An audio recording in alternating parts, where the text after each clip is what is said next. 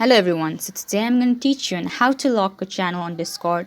Without any further ado, let's begin our video. So firstly, let's open your Discord.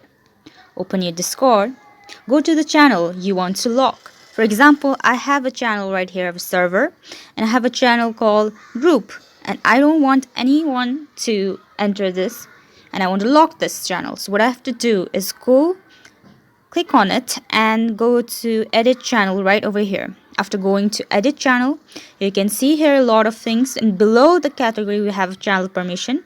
Go and click it. After going to that, you can see there's roles. Everyone click on the roles. Then you can see down here, you can see voice channel permission. Disconnect this, then your channel will be locked. This is how you prevent your friends or whoever to go and use your voice channel. So I hope you found this useful. Thank you so much for watching.